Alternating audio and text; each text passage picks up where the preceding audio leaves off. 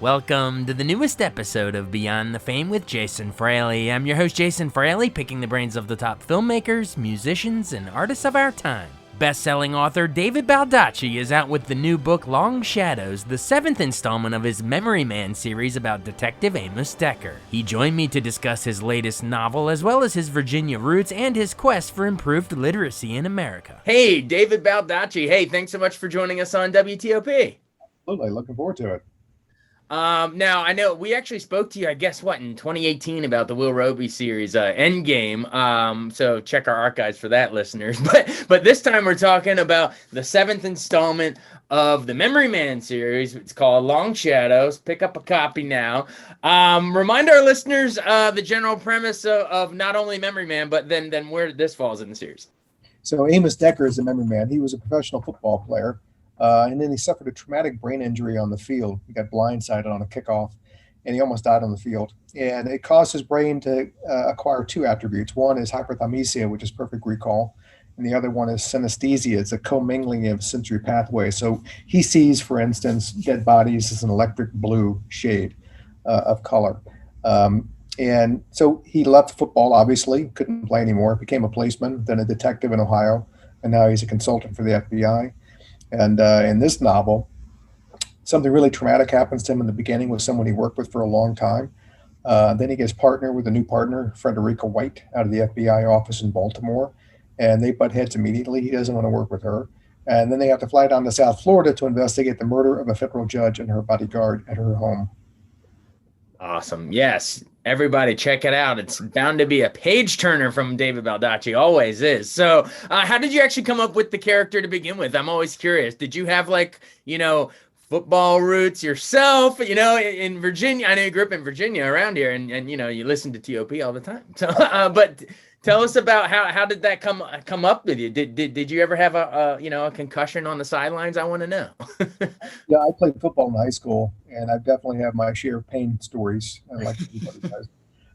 And I followed football for a long time. Obviously, we're in the DC area, so we follow the Commanders. But followed or be tortured by for 30 years. Yeah, it seems like the memories of Joe Gibbs and the Hogs have. I don't think even Amos Decker, with his perfect memory, could remember those. There's the money soundbite. Thank you. But there you go. So yeah, I read a book called Born on a Blue Tuesday about a guy who had hyperthymesia and synesthesia. So he saw days of the week as colors. And I started reading more about the brain. And I thought, well, this is really interesting that you can have a traumatic brain injury and open up these parts of your brain that you never really had access to before. And so I could make this player a football player. That would explain how he got the traumatic brain injury. That's certainly plausible. Unfortunately, it's a very violent sport. And then to use that in a new career as a policeman and then a detective. So I thought that would be a really cool sort of undertaking. That's really where Amos Decker was born from.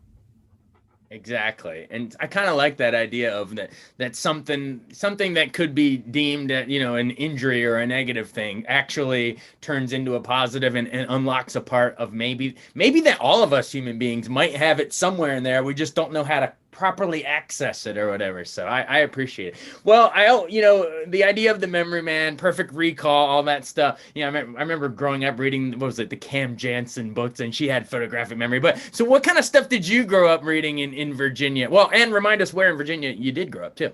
Yeah, I grew up in Richmond, Virginia, the capital, and was there until I went to college at VCU in Richmond. And then I went to law school at UVA in Charlottesville. And then I moved up to DC to practice law for about 10 years in the 80s and 90s. And I was a kid, I loved reading. I remember the first book I ever read, I think I was 5 or 6 years old, was called The Magic Squirrel. It was based on a Russian parable. And that was the first time I could ever remember achingly wanting to get back to a book. I'd read it and I'd go to school and I wanted to get back to it and just fall in this magical world. Yeah, years later, I went back and bought a first edition of it off the internet and have it at the house. And I love mysteries, Sherlock Holmes. I remember reading the Blue Carbuncle in a Reader's Digest condensed version. The first time I'd ever been experienced, Sherlock Holmes. And I finished it going, gee, I hope he's written other stuff. That guy has something. Yeah, that guy had something. And then, I read the Agatha Christie's of the world. And I was a political science major in college, so I read lots of works devoted to that discipline. Lots of literary fiction, lots of commercial fiction, biographies, nonfiction. I've just been a reader my whole life, and my parents would take us to the library every weekend, and I got to travel the world through books.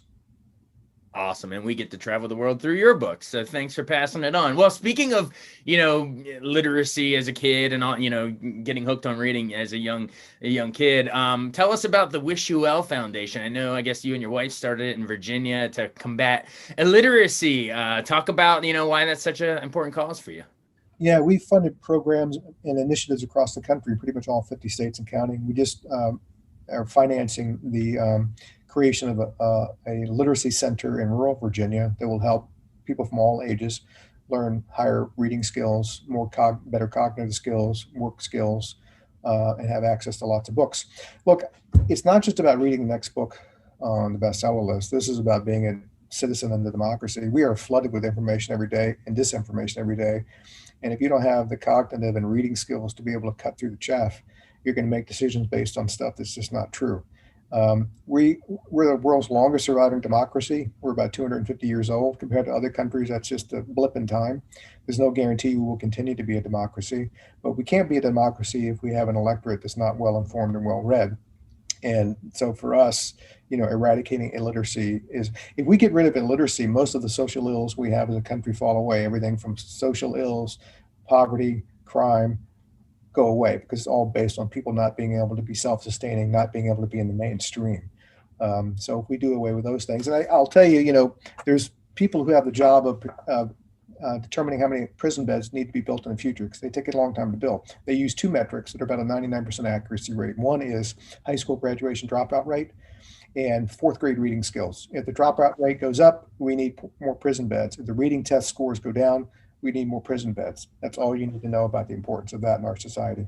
Wow. Yeah. In fact, I can hear the passion of not only, literature and reading, but you tying in the political science there. I appreciate that. Yeah. I mean, it sounds like reading to you, and I agree with you, is, reading and literacy is fundamental to our democracy. And when we spoke to you last time, you'd already had this foundation going, but it seems, in recent years, I'm not going to cite any examples, but we all know what we're talking about. I mean, it seems like democracy is a little on the ropes these days. So is your work you're doing a little more important now than ever? It is. It really is. I mean, I feel like many people that we're sort of staring down the precipice. And I mean, look, in 2022, I didn't think, I've been on this radio tour since 7:30 this morning. I've already fielded a bunch of calls from people about, what do you think about this new wave of book banning and book burning? Yeah, yeah. And I'm like, look, as a student of history, I can tell you that it's nothing new. It's a time-worn playbook, but book burning and book banning never have a good outcome. They always have a cataclysmic outcome. And so you don't expect it to be any different this time around. But I never thought in 2022 I had to be talking about that. But here we are.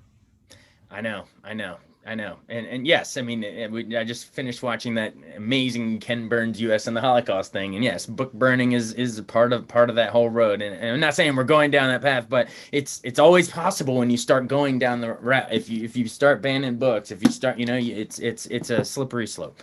So anyway, I appreciate you talking with us. Before we run, do you, David Baldacci, have perfect recall on anything? Is there a certain thing, if I say like a year, you can name the book that came out? You know what I mean? Like what? Because that's me with movies, but I want to know, do you have a perfect recall on anything? I wish that I did. Sometimes I get close, but I'm a good Jeopardy player. We do Jeopardy. Yeah. I do pretty well on Jeopardy, but I can't claim to have the prowess that Amos Decker has. Well, that's why you got to read Long Shadows. Pick it up now. I really appreciate you joining us. Thanks so much. Same here. Thank you. Take care. All right. Bye. Thanks so much for listening to Beyond the Fame with Jason Fraley. Our theme music is Scott Buckley's Clarion. Remember to give us a 5-star rating if you like what you hear. We'll see you next time.